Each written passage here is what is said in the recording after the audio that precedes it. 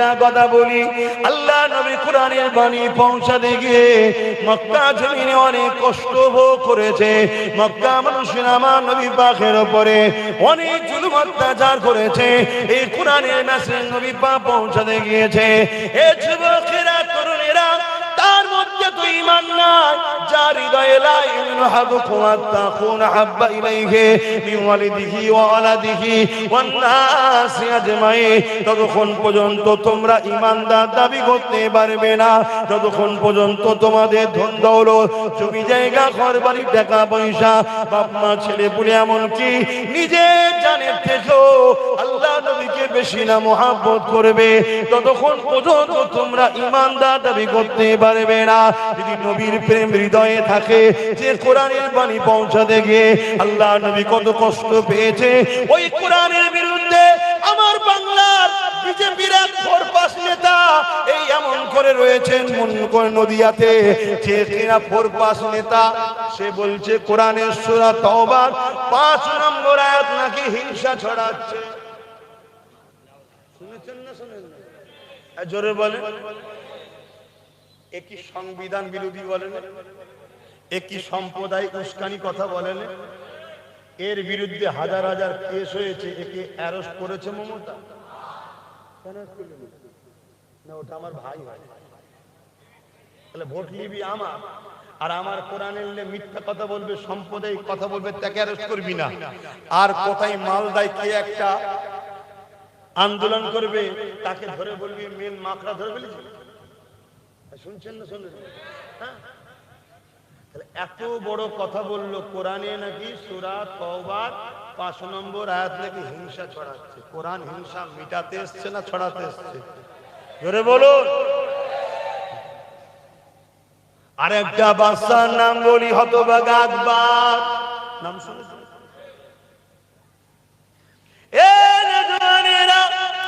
আকবর কোরআনের বিরোধী করেছিল, কোরআনকে মিটাবে বলে দ্বীনে ইলাহি বলে কিতাব লিখেছিল। ওই কিতাব যখন বাজারে ছেড়েছে, ছাড়ার পরে আকবর বলতে লেগেছে আমার উপরে ওহী এসেছে, কোরআনকে মিটাবার জন্য আকবর দ্বীনে ইলাহি লিখেছিল। এ যুবক, ইতিহাস জানো, ইতিহাস জানো। আজকে যেটা হচ্ছে এটা নতুন নয়, যুগে যুগে যুগে হয়েছে। একজন একজন করে মুজাহিদে ইসলাম দাঁড়িয়ে গেছে, তার দ্বারা আল্লাহ জালিমদেরকে মিটিয়ে দিয়েছে। ওই সময় আকবর দেখলো আমার কোরআনের বিরুদ্ধে লোক তো দাঁড়িয়ে গেছে, কি করা যাবে? আকবর বড় বড় টাকা দিয়ে মুফতি কিনলো, মৌলানা কিনলো। তৎকালীন সময় যারা দালাল মার্কা ছিল, কিনেছে, তারা বাড়ি বাড়ি গিয়ে বলছে আমাদের বাদশা হলো আকবর, আমাদের জন্য তার উপরে আল্লাহর পক্ষ থেকে কিছু আসতে পারে। এই বাদশার উপরে আসবে ওহী আল্লাহর পক্ষ থেকে বাদশার উপরে, নবীদের উপরে। জোরে বলেন, আমার নবীর পরে কোন নবী আসবে? কিন্তু শয়তান মার্কা মুফতি মৌলানারা কি বুঝাচ্ছে শুনছেন? কিন্তু মুজাদ্দেদে আলপে সানি তার সাথীদেরকে নিয়ে আকবরের বিরুদ্ধে দাঁড়িয়ে গেল। বলুন সুবহানাল্লাহ। অনেক ঝড় তুফান হয়েছে মুজাদ্দেদ আলপে সানির উপরে, কিন্তু বিজয় আল্লাহ মুজাদ্দেদ আলপে সানিকে দিয়েছে, আকবরকে জাহান্নামে পাঠিয়ে দিয়েছে। শুনছেন? কোরআনের উপরে যুগে যুগে হামলা হয়েছিল। আল্লাহ নবী এই কোরআনের বাণী নিয়ে যখন মক্কা মানুষেরা কেউ শুনতে চাইছে না, নবী আমার কোরআনের বাণী নিয়ে চলে গেছে তায়েফের জমিনে।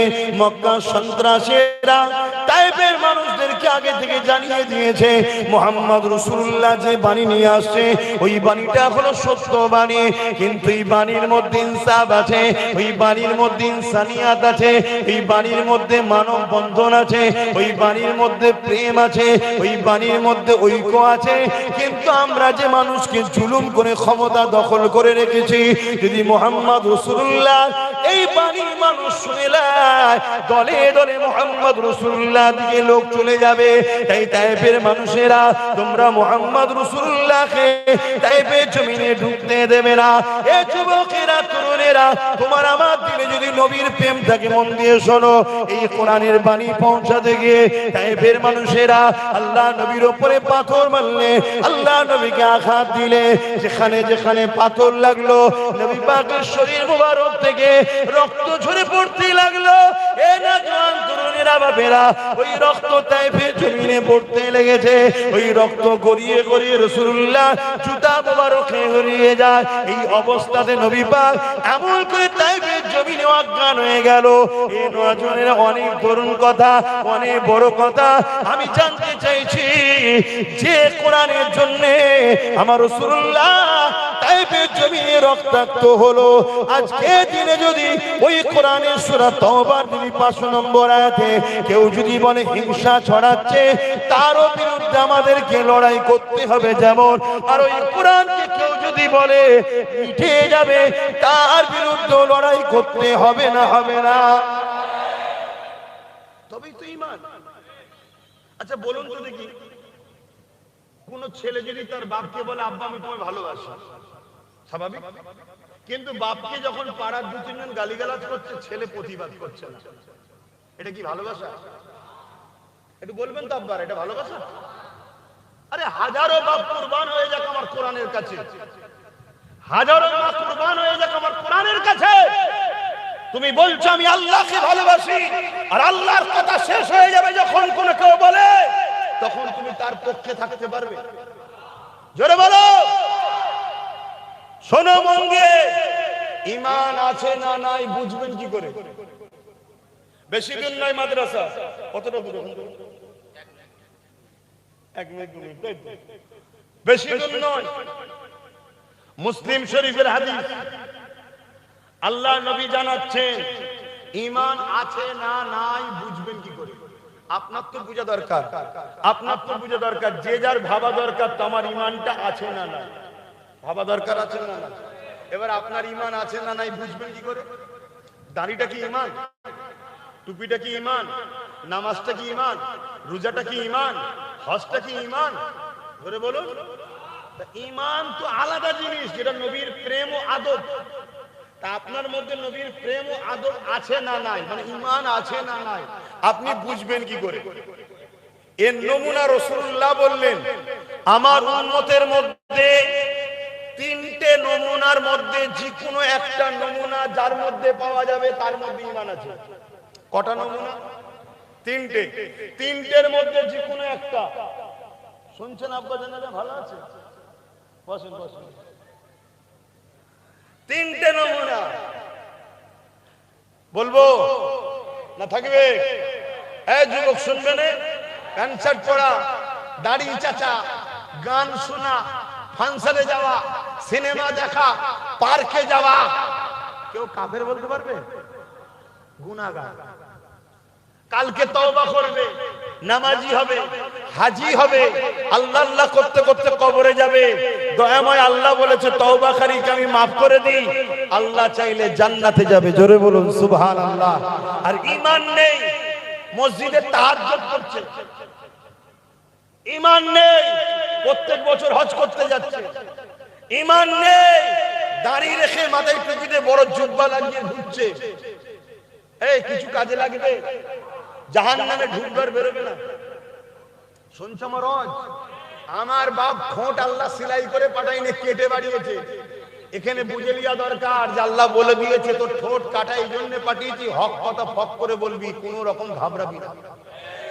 দুনিয়া চটে যায়, চটে যাক, তোর মাকসাদ হবে আল্লাহ যেন রাজি হয়। আর একটা হাদিস বলছি শোনো, যার মধ্যে 4টে খসলত আছে সেই তো ঈমানের মজা পায়, সেই তো প্রকৃত মুসলমান, ঈমানদার, জান্নাতি। কি? মান আহাব্বা লিল্লাহ, ভালোবাসবে আল্লাহর জন্য, ওয়া আবগাদা লিল্লাহ, দুশমনি করবে আল্লাহর জন্য, ওয়া তালিল্লাহ, আত্মীয়তা করবে আল্লাহর জন্য, ওয়া মানা লিল্লাহ, বিচ্ছেদ হবে আল্লাহর জন্য। এরাই হলো প্রকৃত ঈমানদার। তাহলে আমি যদি কাউকে সাপোর্ট করি, উদ্দেশ্য থাকবে আল্লাহ। আমি যদি কারো থেকে মুখ ফিরিয়ে নিই, উদ্দেশ্য থাকবে আল্লাহ। আমি মা বাপকে ভালোবাসি, উদ্দেশ্য হলো আল্লাহ। আমি স্ত্রীকে ভালোবাসি, স্বামীকে ভালোবাসি, সন্তানকে ভালোবাসি, উদ্দেশ্য থাকবে আল্লাহ। তাহলে আজকে আমি গত 15 বছর যা সাথ দিয়েছি, আজকে তাকে আমি ডিভোর্স দিলাম। কেন ডিভোর্স দিলাম? সে কোরআনের দুশমন, তাই তাকে আমি আর ভালোবাসি না। ঠিক না বেটে? আর এখনো যদি ভালোবাসো, এখানে আল্লাহ আছে? মাথায় ঢোকাও যুবক। দিনে এসেছে ঘুরিয়ে ফিরিয়ে সেই একটাই তো কথা বলে, আব্বাসের সাথে বিজেপি সেটিং আছে। শুনছেন তো নাকি? অন্য কোনো কথা তো নেই, আর অন্য কোনো কথা নেই। এই ভয়টাই তো খাও তোমরা, আর এই জন্য এটা দেখা, এই জন্য দেখা। এতদিন ছিল ইস্যু ভোটের পাকিস্তান আর বাবরি মসজিদ, ও আর খাচ্ছে না লোক, ওই জন্য আর দেখাচ্ছে না। কথা বুঝে আসছে? এখন একটাই, মুসলমানদের ভয় খাওয়া। মনে রাখবেন, ইসলামের ইতিহাস পড়বেন, আরো ইতিহাস পড়বেন, যখন কোন রাজা হেরে যাবার জায়গা হয়ে যায়, তার একটাই রাস্তা থাকে, প্রজাদেরকে ভয় খাওয়া। তো ভাইরা আমার, আল্লাহ নবী বললেন তিনটে বৈশিষ্ট্য যে উম্মতের মধ্যে আছে, বা তিনটের মধ্যে কোনো একটা পাওয়া যাবে, তার মধ্যে ঈমান আছে। নাম্বার 1, অন্যায় দেখলে হাত দিয়ে রুখবে। বলুন বলুন বলুন, কি দিয়ে? মুসলিম শরীফের হাদিস। অন্যায় দেখলে হাত দিয়ে, জোরে বলে। তাহলে উম্মতের সামনে অন্যায় হবে, ঈমান আছে না নেই নমুনা কি? হাত দিয়ে রুখবে। আমার মসজিদ মাদ্রাসা ওয়াকাফকে মিটিয়ে দেবে, আর সেই আইনকে সাপোর্ট করে রাজ্যের ওয়াকাফকে বিজেপির হাতে তুলে দেবে। এটা অন্যায় না? অন্যায় না? হ্যাঁ, জোরে বলো। রাসূলুল্লাহর হাদিস অনুযায়ী অন্যায় দেখলে হাত দিয়ে রুখতে হবে। তাহলে অন্যায় দেখলে হাত দিয়ে যারা রুখবে, তাদের মধ্যে নবী বলছে ঈমান আছে। হয়তো গুনাহগার, গুনাহ করেছে, কিন্তু ঈমান আছে। কি নমুনা? অন্যায় দেখেছে, উম্মত হাত দিয়ে রুখছে।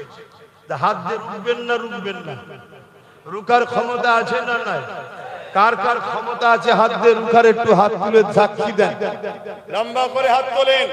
হাত দিয়ে রুখতে পারবেন তো? অন্যায়কে রুখতে হবে তো নাকি? তবেই তো ঈমান। আপনি যদি বলেন রুখতে গিয়ে মার খেতে হবে, কেস খেতে হবে, জেল খাটতে হবে, আপনি আল্লাহকে ভালোবাসেন? আল্লাহর পরীক্ষায় তো আপনাকে জেলে যেতে হবে। ইব্রাহিম আলাইহিস সালাম আল্লাহর প্রেমে যদি আগুনে যেতে পারে, তা আপনি জেলে যাবেন না? শুনছেন তো নাকি? তাহলে হাত দিয়ে রুখবেন। হাতে রুখার ক্ষমতা আছে না না? আমাদেরকে আল্লাহ সুযোগ দিয়েছে। যারা ভোটার তালিকায় নাম নেই, তারা হাত দিয়ে রুখতে পারবে না। যাদের নাম আছে, হাত দিয়ে রুখার সুযোগ আছে না নাই? সেটা হলো সুইচটা টিপতে হবে দিদি মুদির বিরুদ্ধে। কারা কারা আমার সঙ্গে একমত? হাত তুলে সাক্ষী দেন। আমিও আপনাদের সঙ্গে একমত। দিদি মুদির বিরুদ্ধে সুইচ টিপবেন। জোরে বলো, জোরে বলো। তার মানে আমি হাত দিয়ে রুখে দিলাম, ওদেরকে ভোট দেবো না। আমরা ভোট দিই বলেই তো আসে, দেবো না। কেন দেবো না? অন্যায় দেখেছি, হাত দিয়ে রুখলাম। শুনছেন না? তাহলে সুযোগ আছে না নাই? কাজে লাগাবেন না লাগাবেন না? হ্যাঁ। এখন যদি কোনো আমার মুসলিম নামধারী ভাই বলে যে হুজুর জলসা করতে এসে রাজনীতির কথা বললে কেন, বলতে পারে না? আমি ওই মুনাফিক মুসলমানকে জিজ্ঞেস করব, তোর দাদা দিদি যখন রাজনীতির ব্যানারে ধর্ম বিরোধী করে, তোর হুঁশ থাকে? তোর দাদা দিদি যখন কলকাতার রেড রোডে গিয়ে নামাজ কেলিয়ে রাজনীতি করে, হুঁশ থাকে না? তোর দাদা দিদি যখন ইফতার পার্টির নামে সারাদিন হারামের খেয়ে যখন এসে নাটক করে, তখন হুঁশ থাকে না? তোরা রাজনীতির নামে যদি আমার ধর্ম মিটাতে চাস, আমরা ধর্মগুরুরা তোদের রাজনীতি মিটিয়ে দেবো। বলা কি ভুল হচ্ছে? তাহলে জবান খুলে বলুন, ঠিক না বেঠিক? এরপরও জিজ্ঞেস করবো, তুই তো মুসলমান রে, তুই কোরআনের পক্ষে নয়, ওয়াকাফের পক্ষে নয়, তুই দাদা দিদির পক্ষে, তোর গায়ে লাগলো কেন? বলছে না, আপনি আমার দাদা দিদির বিরুদ্ধে বললেন কেন? ও তাই নাকি? তাহলে আমি তো, বুঝবেন ভালো, আমি তোর দাদা দিদির বিরুদ্ধে বলেছি, তোর গায়ে লেগেছে। আর তোর দাদা দিদি যখন আমার আল্লাহ দ্বীনের বিরুদ্ধে বলে, আমার গায়ে লাগবে না লাগবে না? ও তোর দিলে আল্লাহ ও রসুলের থেকে দাদা দিদির প্রেম বেশি, তাই দাদা দিদিকে বিরুদ্ধে বলেছে আব্বাস সিদ্দিকী গায়ে লেগেছে। আর আমার অন্তরে তোর দাদা দিদির থেকে প্রেম বেশি আল্লাহ রসুলের, তাই তোর দাদা দিদি আল্লাহ রসুলের দিনের বিরুদ্ধে বলেছে বলে আমার গায়ে লেগেছে। তুই দাদা দিদি জাহান্নামে যা না। আমার কথা ডাইরেক্ট হয়, আপনাদের অসুবিধা হচ্ছে? কত ঘুরিয়ে টুরিয়ে বলার সময় আছে কোথা? হায়াত কম। আমি কি ঈসা কি বলে আদম আলাইহিস সালামের মতো, নূহ আলাইহিস সালামের মতো 1000 বছর লাগবে নাকি ধরে তুলে চ? এখন লোক আর হোমিওপ্যাথি ওষুধ খেতে চাই না, দুদিন বাঁচবো তো আস্তে আস্তে কি রোগ সারাবি, যা অ্যালোপ্যাথি নিয়ে যায়, তাতে একটা কিডনি যায় যাবি। সব জায়গায় এখন তাড়াহুড়ো করছে, তা এখন অত ধৈর্য ধরে বলার সময় আছে নাকি? কিন্তু আব্বাস সিদ্দিকী লড়াইটা করছে দিনের পক্ষে না বিরুদ্ধে? শোনো, রাজনীতি তো জুম্মায় জুম্মায় আইএসএফ 2021-এ খুলেছে, তার আগে লড়াই করেছি না করিনি? তোমাদের এই উত্তর 24 পরগনার পাশে একটা নদী আছে গঙ্গা সাগর, গঙ্গা নদী না কি বলে, পার করে গেলেই চুচুড়া, ধুপিঘাট পার করলেই চুচুড়া। ওই চুচুড়াতে একটা মসজিদ আছে, একটা মাদ্রাসা আছে। যে মসজিদে, যে মাদ্রাসাতে এই টিএমসি গভর্নমেন্ট তালা মেরে দিয়েছিল, তোমরা জানো কি জানি না, আমি রাজনীতির দল খোলার পিছনে কারণটা একটু মন দিয়ে শোনো।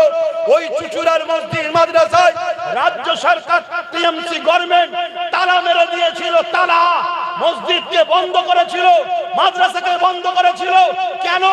ওই সম্পত্তিটার দাম কয়েক হাজার কোটি টাকা, ওটাকে বিক্রি করার প্ল্যান করেছিল। অনেক বন্ধু আন্দোলন করেছে, সবার আন্দোলনকে সাধুবাদ জানায়। আমার কাছে যখন খবর এলো আহলে সুন্নাতুল জামাত থেকে, আমি 15 থেকে 20 হাজার ছেলে নিয়ে ওই চুচুড়ার মসজিদ মাদ্রাসার সামনে ঘড়ি মোড়ে আন্দোলন করতে নামলাম। 4টে পর্যন্ত পারমিশন ছিল। 4টের সময় আওয়াজ দিয়ে বলেছিলাম, মসজিদ খোলো, মাদ্রাসা খোলো, নামাজ পড়বো, ঘরে যাব। আল্লাহর ঘরে তালা মেরে রাখার ক্ষমতা কারণে তালা খুলতে হবে, হয় লাশ যাবে না হয় নামাজ পড়বো। তারা বড় বড় সব পুলিশ নামাচ্ছে, ভয় দেখাবে বলে, চমকাবে বলে। আমি মাইকে মুখ দিয়ে বলেছিলাম, আল্লাহর ঘরের জন্য আজকে লড়তে এসে তুমি যদি পুলিশ দিয়ে আমাদের উপরে জুলুম করো, কালকে বাংলার অলিতে গলিতে এর প্রতিশোধ কিন্তু আমরা তুলে নেব। এই ভয়েতে তালা খুলে দিয়েছিল। আল্লাহর ঘরে গিয়ে আসরের নামাজ আদায় করেছি, মাগরিবের নামাজ আদায় করেছি। ওই দিন ঘরে এসে ভাবলাম, লুহা না হলে লুহা কাটা যায় না। তাই খোদার ঘরের উপরে এরা রাত পাওয়ার যে জুলুম করছে, এদেরকে রুখতে গেলে আমাদেরও একটা পাওয়ারের দরকার আছে না? না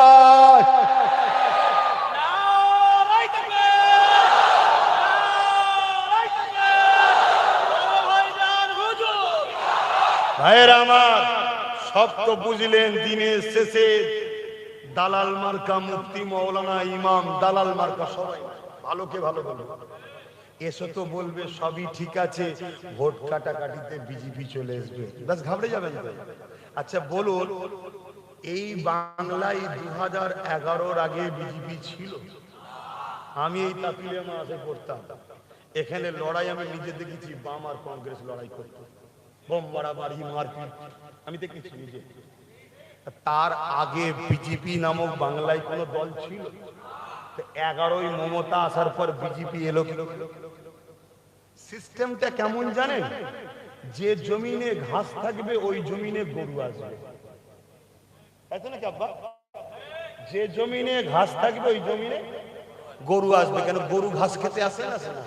যেদিন থেকে বাংলায় ঘাস গজালো, ওই দিন থেকে বাংলায় গরু আসা শুরু হলো।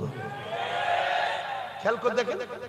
অতএব গরু তাড়াতে চান, ঘাস মারা স্প্রে করে দেন। ঘাস থাকবে না, গরু থাকবে।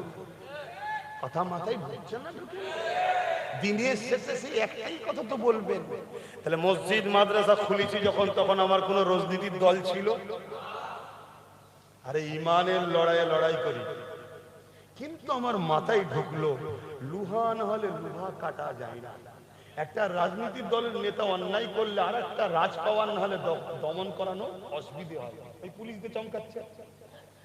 তখন আমি মনে মনে ঠিক করছি কি করে করা যায়, কি করে করা যায়। রাজনীতির দল তো আমার বাড়ির কেউ করেনি, এটা চারটিখানি ব্যাপার নাকি, করতে হবে, কি করা যায়।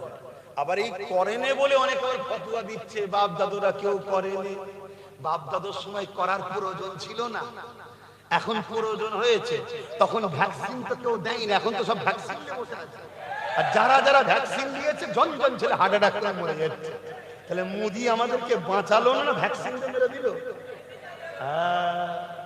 মাথায় ঢুকছে।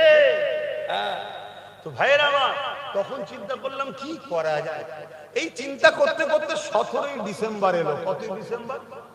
17ই ডিসেম্বর এই সন্ধ্যের পরে আমি জলসায় যাচ্ছিলাম, এবিপি নিউজ আমাকে একটা বক্তব্য জিজ্ঞেস করলো, কি বাংলায় বিজেপি এসআইআর করে মুসলমানদের ঘরে এনআরসি করে তাড়াতে চাইছে। আমি বললাম মুসলমান তো কেউ নেই, অন্য দেশ থেকে আসেনি, অতএব মুসলমানদের ভয় নেই। এই আমরা কেউ এসেছি না অন্য রাজ্য থেকে, দেশ থেকে আমাদের ভয় নেই। ওটা ঢপ দিয়ে হিন্দু ভাইদেরকে বোকা বানাচ্ছে বিজেপি। তবে রাজ্য সরকারকে বলবো, মানুষ বড় আতঙ্কে আছে, মানুষকে যদি বাঁচাতে চান রাস্তায় রাস্তায় আন্দোলন না করে এনআরসির বিরুদ্ধে সুপ্রিম কোর্টে যেটা কেস করে দেন। বলা কি ভুল হচ্ছে ভাই? একটু বুঝছেন তো আমার কথা নাকি? ও বাবা, ওই দিন রাত্রিরে দেখি 1টা-1:30টার সময় আমার বাড়িতে 2-2.5 হাজার পুলিশ, 2-2.5 হাজার পুলিশ ভাঙ চুর লাথি মারা দরজায় কি না করছে। বলে বলে শোনা যাবে নাকি? শোনা যাবে তো? আজান দিলি বন্ধ করতে ভাই, এটা শোনাই না। 2-2.5 হাজার পুলিশ। আমি তখন ভাবলাম না, আমার তালাটা খোলার অনেক চেষ্টা করেছিল। সকালে উঠে তালায় হাত দিয়ে দেখি তালাটা শুধু আটকানো আছে, খুলে গেল পট করে। তাহলে আল্লাহর সাহায্য আছে না? না, তাহলে দুনিয়ার আর কাউকে পাত্তা দিই নাকি আমি? হ্যাঁ, কোনো ভয়কার ভয় খাবো নাকি? আমি ওই দিন ভাবলাম না, আর দেরি করলাম না। 17ই ডিসেম্বর পুলিশ পাঠিয়েছে, 21শে জানুয়ারি কলকাতায় রাজনীতির দল খুলেছি। এই বীজখানে নওশাদকে বুঝিয়েছি, হারা আমি তো হুজুর হয়ে গেছি, জলসা টলসা করি, তুই তো এখন করিস না, তো তুই এক কাজ কর, রাজনীতি করবি। নওশাদ বলছে রাজনীতি করবো, আমাকে কেউ চেনেও নেই, পড়াশোনা করে তখন। আমি তোর লাইন করে দেবো, তুই করবি কি বল। কিছুতেই রাজি হয় না, অনেক বুঝিয়ে ওকে রাজি করেছি। 21শে জানুয়ারি গিয়ে ওর হাতে ঝান্ডাটা ধরিয়ে দিয়েছি। ওর হয়ে ডাইরেক্ট 2021-এ নেমেছিলাম। 13টা সিট পেয়েছিলাম। কটা? 12টা সিটকে কেড়ে নিয়ে হয়তো কোনো না কেন্দ্র থেকে একটা কাটতে পারে না। কেন? কোরাইশ বংশের ছেলে। কথা বুঝতে পেরেছেন? এখন ওকে এই 5 বছরে কেনার জন্য মমতা হাজারো অফার দিয়েছে। সংখ্যালঘু মন্ত্রী, পঞ্চায়েত মন্ত্রী, 150 কোটি টাকা, কত কি অফার দিয়েছে, কিনতে পারেনি। লাস্টে এখন বিজেপি শুভেন্দু থেকে শুরু করে হই হই করে বেরোচ্ছে, ওই দিকে খেয়াল নেই, শুধু নওশাদকে হারাতে হবে। কথাটা মাথায় ঢুকছে না? শুভেন্দুকে ডেকে মমতা চা খাওয়াচ্ছ তো সমস্যা নেই, অভিষেক ব্যানার্জিকে মুদি ডেকে খাওয়াচ্ছ তো সমস্যা নেই, সব গলায় গলায় মিলিয়ে আছে। কখনো টিএমসি, কখনো বিজেপি, কখনো টিএমসি, কখনো বিজেপি। এই যে বারাসাতের যে ক্যান্ডিডেট, ও বিজেপি নয়, আজকে আবার টিএমসি। অর্জুন সিং কখনো বিজেপি, কখনো টিএমসি, কখনো টিএমসি, কখনো বিজেপি। নন্দীগ্রামে যাকে ক্যান্ডিডেট করেছে, সকালবেলা জয়েন্ট হয়েছে, 2 মিনিট পরে ক্যান্ডিডেট করে দিয়েছে। আজান দিচ্ছে, আচ্ছা আজানটা হয়ে যায়, ওটা উঠি নয়।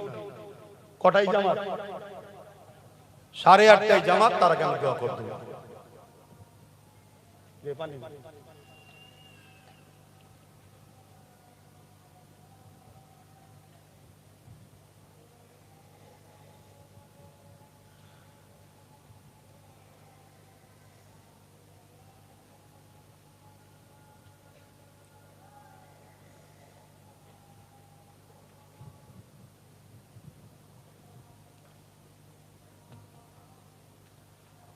সাল্লাল্লাহু আলাইহি ওয়াসাল্লাম।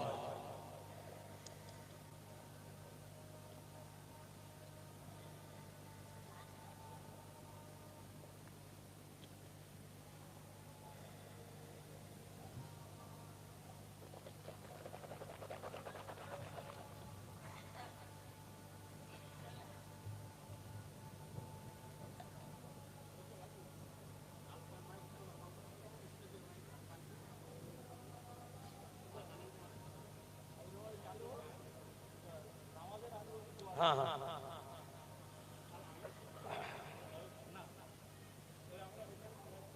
না তা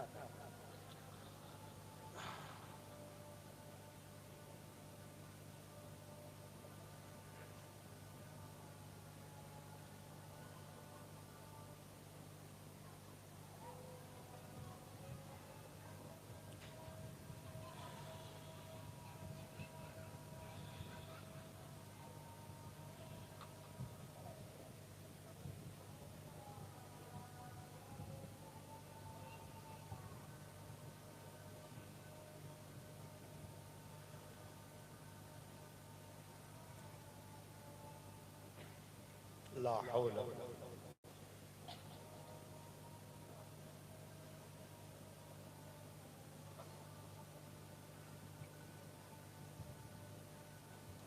الله أكبر الله أكبر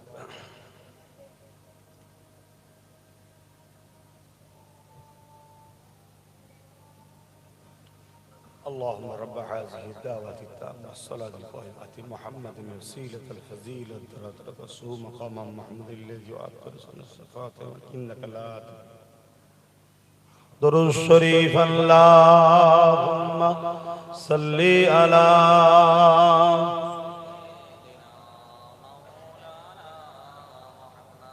وعلى آله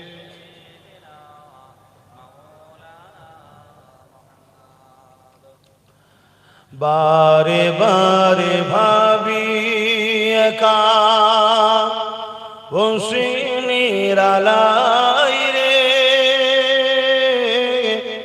পাখি হলে উড়ে যেতাম সোনার মদিনায় রে সোনার মদিনায় রে বুলবুলিরা কোথায় যাও উড়ে যাও কোথায় রে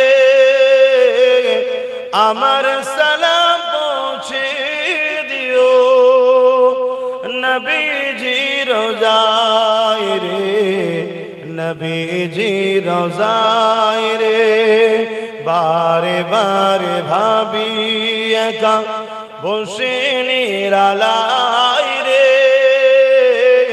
পাখি হলে উড়ে যেতাম সোনার মদিনায় রে সোনার মদিনায় রে আল্লাহুম্মা সাল্লি আলা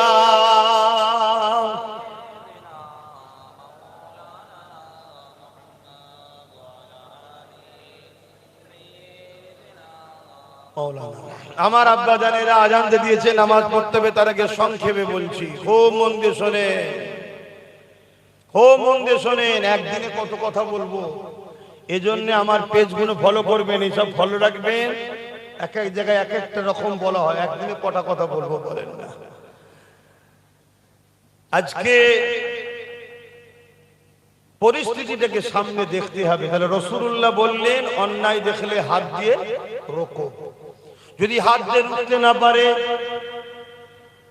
তাহলে মুখ দিয়ে প্রতিবাদ করতে হবে যদি মুখ দিয়ে প্রতিবাদ করতে না পারে অন্তর থেকে ঘৃণা করে দূরে সরে যাও আর তা না করে ওয়াকাফের দুশমন দ্বীনের দুশমনকে তুমি সাপোর্ট করবে রাসূল পাকের হাদিস অনুযায়ী তোমার মধ্যে ঈমান নেই তাই এই কথাটা আমার জাতির কাছে পৌঁছানো দরকার আছে না এটা হলো মুসলিম শরীফের হাদিস মিশকাত শরীফের একটা হাদিস শুনেন আল্লাহ নবী বললেন কোন জালিমকে অত্যাচারীকে বুঝেন তো জালিম অত্যাচারী যে ওয়াকাফের দুশমন সে জালিম নয় যে খুন খারাপি করে জালিম নয় যে কোরআনের দুশমন সে জালিম নয় আল্লাহ নবী বললেন কোন জালিমকে অত্যাচারীকে অত্যাচারী জানার পর কোন মুসলমান যদি শক্তিশালী করার জন্য তার সাথ দেয় ওই মুসলমান ইসলাম থেকে বেরিয়ে যাবে কত ভয়ানক কথা শুনছেন আরে আজ বেঁচে আছো কাল মরে যাবে কি জবাব দেবে কবরে ও হুঁশ করে কাজ করো আমার মায়েরা বোনেরা 1000-1200 বিক্রি হওনি তোমার বাচ্চার ভবিষ্যৎ কি? চাকরি আছে, পড়াশোনা আছে। 8,000-এর উপরে স্কুল বন্দর, মদের দোকান শুধু খুলেই চলেছে। আর যুবকরা 1,500 টাকা গুটকা খাওয়ার পেয়ে যেন নেশাই করে যাওনি। 1,500 টাকা নিয়ে মোটরসাইকেলে রাস্তায় উঠেছে, পুলিশ বলছে 3,000-এর ফাইন। শুনছেন তো? অতএব রাসূল বললেন, কোন জালিমকে শক্তিশালী করার জন্য কোন মুসলমান যদি সাথ দেয়, ওই মুসলমান ইসলাম থেকে বেরিয়ে যাবে। আমি জানতে চাইছি, কেন্দ্রের বিজেপি সরকার জালিম না জালিম নয়? আওয়াজ দিয়ে বলুন, জালিম না জালিম নয়? রাজ্যের টিএমসি সরকার ওয়াকফের দুশমন, কোরআনের দুশমন, এ জালিম না জালিম নয়? হাত তুলে সাক্ষী দেন, জালিম না জালিম নয়? আপনার জানার পরেও যদি কেউ শক্তিশালী করার জন্য সাথ দেয়, ভোট দেয় কি জন্য? শক্তিশালী করার জন্য। তো সে মুসলমান ইসলামে থাকবে? কোন যাকাত থেকে মুক্তি যদি থাকে, আসো। কোন যাকাত থেকে মাওলানা যদি মনে করো যে না, আব্বাস সিদ্দিকী হাদিসে নেই বলছে, আসো। কথা শুনছেন না শোনেন? আমার নবীর উম্মতদের ঈমানকে নষ্ট করা হচ্ছে। তোমরা খেয়াল করে দেখো, আল্লাহ ও রাসূল থেকে তোমাদেরকে সরাবার প্ল্যান চলছে। তার আরেকটা নমুনা বলে যাচ্ছি, দেশের সরকারের পাওয়ার নেই, ট্যাক্সের টাকায় ধর্মের স্থান করে, কিন্তু আমার রাজ্য সরকার আমাদেরও ট্যাক্সের টাকাতে দিঘাতে মন্দির করলো, আর সেইখানে পোশাক রেশনের মাধ্যম দিয়ে মুসলমানদেরকে খাইয়ে চালা খাওয়ায়। কোন মুসলমান পোশাক খেলে ঈমান থাকবে? হ্যাঁ, এটা অন্য ধর্মের ভক্তির জিনিস, আমি তাকে ছোট করছি না, তার বিষয়ে কোনো মন্তব্য করছি না। যেমন আমার কুরবানি আমার কাছে ভক্তি, এটা অমুসলিমের কাছে কি ভক্তি? তাহলে আমি যদি রেশনের মাধ্যম দিয়ে সব মুসলিমের বাড়ি পাড়ায় আমার কুরবানির পশু সিন্নি, তারা কি খুশি হবে? তা আমার ইসলামে যেটা খাওয়া, গায়রুল্লাহর সঙ্গে শরীক করা খাওয়া, ওই খাবার খেলে ঈমান চলে যাবে। এরা প্ল্যান মাফিক তোমার আমার ঈমানকে শেষ করতে চাইছে। কারণ কি? যাতে করে এরা যখন তোমাকে আমাকে মায়ানমারের মতো গণহত্যা করবে, তুমি আমি যাতে লড়তে না পারি। ঈমানেই তো লড়ি রে বাবা। তাই রাসূলুল্লাহর শেষ হাদিস বলে যাচ্ছি, আল্লাহ নবী বলছে, আমার উম্মতেরা, বাবারা, তোমরা যদি কামিয়াবি চাও, তোমরা কুরাইশ বংশের বাচ্চার নেতৃত্ব মানবে। কোন বংশের? রাসূল বললেন, কুরাইশ হলাম আমি, আমার বংশের বাচ্চাদের নেতৃত্ব তোমরা মানবে। আজকে বলো, আপনারা খারাপ না নেন তো আমি জিজ্ঞেস করছি, ওয়াকফকে বাঁচাবার জন্য এবং এসআইআর এর নাম ডিলিট হয়ে গেছে, যাদের নথি আছে এবং 2002 এর লিঙ্ক আছে, তাদের নাম যাদের ডিলিট হয়েছে, এদের উপরে জুলুম করেছে, এদেরকে বাঁচাবার জন্য আরো আনুষঙ্গিক বিষয় আব্বাস সিদ্দিকী যে লড়ছে, আমি কুরাইশ বংশের ছেলে হয়ে জানতে চাইছি, আপনারা আমার সাথে এই লড়াইয়ে সাথ দিতে রাজি আছেন? হাত তুলে সাক্ষী দেবেন রাজি আছে? আমি কাউকে জোর করছি? তাহলে এই লড়াইয়ে যদি সাথ দিতে চান, আমি যদি ডান দিক যেতে বলি আপনারা যাবেন না, তবেই তো সাথ দেওয়া হবে। আমি যদি বাঁ দিক যেতে বলি আপনারা যাবেন না, তবেই তো সাথ দেওয়া হবে।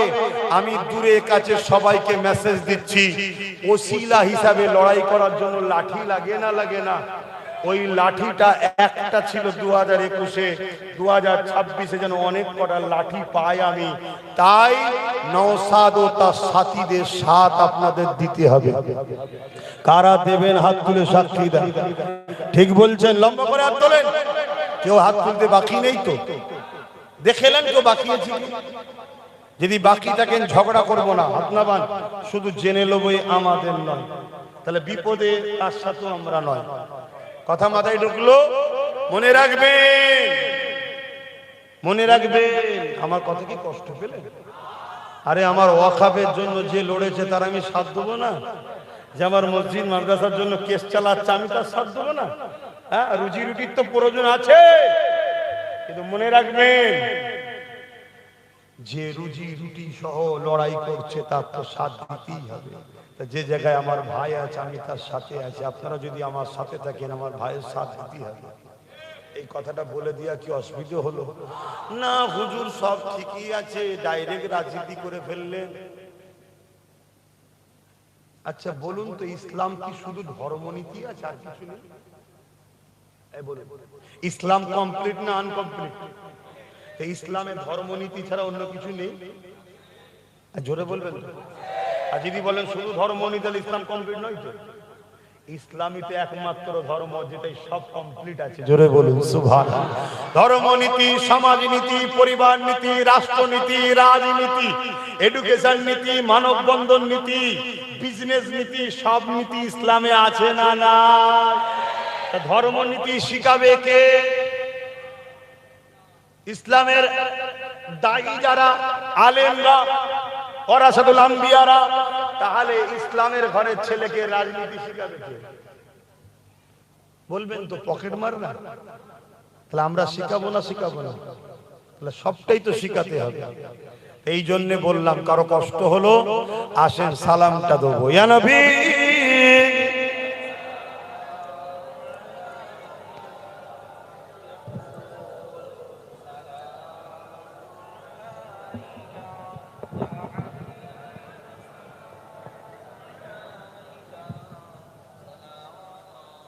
এই তোমরা ভেঙে এসছো কেন? একই কথা, যে যার জায়গায় ছিল সে জায়গায় থাকে। একটা কথা বলতে ভুলে গেলাম, মনে পড়েছে, একটু বলবো। আগে সালামটা দিয়ে দিই। সেটা হলো এটাই, সমাজে একটা কথা খুব চলছে প্রচার, কি নওশাদ সিদ্দিকী অমিত শাহ পুলিশ লেখছে, শুনছেন তো নাকি? আমি ভাবতাম দিদির বয়সটা হয়েছে, মাথা ফাতা হয়তো টাল টাল হয়ে গেছে, ভুলভাল বকছে জন্য ভেবেছিলাম হয়তো অভিষেক হয়তো জন ছেলে একটু ভালোভাবে বুঝবে ব্যাপারটা, হয়তো কন্ট্রোল করে চলবে। কিন্তু হঠাৎ করে দেখছি তার কাটার সাথে থেকে এরও তার কেটে যাচ্ছে। কথা বুঝে আসছে? সেই তোমাদের কথা কানে যাচ্ছে না? ওইখানেই বসাবো, যখন ওই ধুলোতেই বসে কোনো দোয়া চাইবে। শুনছো? ভালোবাসো তো নাকি? হ্যাঁ, আমার প্রয়োজন ছিল না এইদিকে এসে চিল্লাবার, আর আমার প্রাণ প্রিয় ভাইটা 42 দিন জেল খাটারও প্রয়োজন ছিল না। আমার মতো বসে গদিতে বসে থাকতে পারতো, জলসা করতে পারতো। ভাবো জাতি, ভাবো আজ মুর্শিদাবাদ সহ সর্ব জায়গাতে নওশাদ লড়ছিল, এই হিংসাটা সহ্য হলো না। এই দিদি তারই এক লোককে তার দল থেকে বার করে দিয়ে, দিদি মুদি এক না আলাদা? ঠিক করে বলেন, এটা ক টাকা আর এটা একই? এই দিকটা যদি দিদি হয়, এই দিকটা হলো মুদি। টাকার ইপি আর উপি দুজনে একই। তারই একটা লোককে বার করে দিল, বার করে দিয়ে দেখুন উত্তরবঙ্গে এমন ঘাটা ঘেটে দিল, না নওশাদের ওখানে এবারে যত কমই হোক 5-7টা বেরিয়ে যেত, দুর্বল করে দিল। দেখলেন, ঘর মে আগ লাগি হ্যায় ঘর কি চারাক সে, এই জাতকে সর্বসময় ক্ষতি করেছে জাতের গাদ্দাররা। তো যাই হোক, এই কথাটা একটুখানি শুধু আপনাদেরকে শোনাবো, কেন এটা একটা চক্রান্ত চলছে। মানে ওদের চক্রান্ত যেমন হোক করে শুধু বুঝাও বিজেপির সাথে আছে, তাহলে এক কথাই মুসলমান থেকে ঘৃণা করবে, তাই তো নাকি? আচ্ছা বলুন, নবী বংশের আওলাদ, কোরাইশ বংশের ছেলে, আমি তো লড়াই 10-15 বছর করছি, ঠিক তো নাকি? আমি বিজেপির সাথে যাব, আর মমতা আল্লাহর ওলি নাকি বিজেপির বিরুদ্ধে? পশ্চিম বাংলা যদি সব থেকে বড় বিজেপির এজেন্ট কে থাকে, আমি চ্যালেঞ্জ করছি, তার নাম মমতা ব্যানার্জি। ওর যদি দম থাকে আমার বিরুদ্ধে কেস করুক, শুনছেন? আমার বিরুদ্ধে কেস করুক যে আমার বিরুদ্ধে মিথ্যা কথা বলেছে।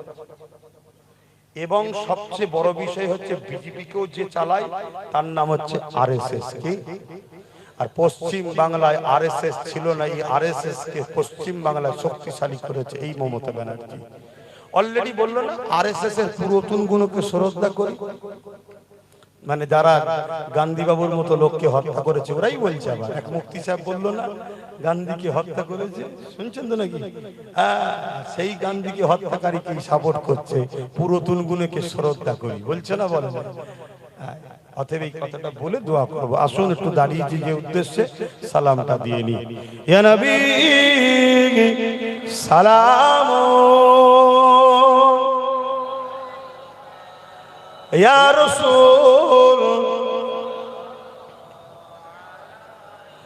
ইয়া হাবিব সালাম, সালাওয়াতুল্লাহ। জিবরাইল দিলে এ যে খুলে দাও আসমানের দু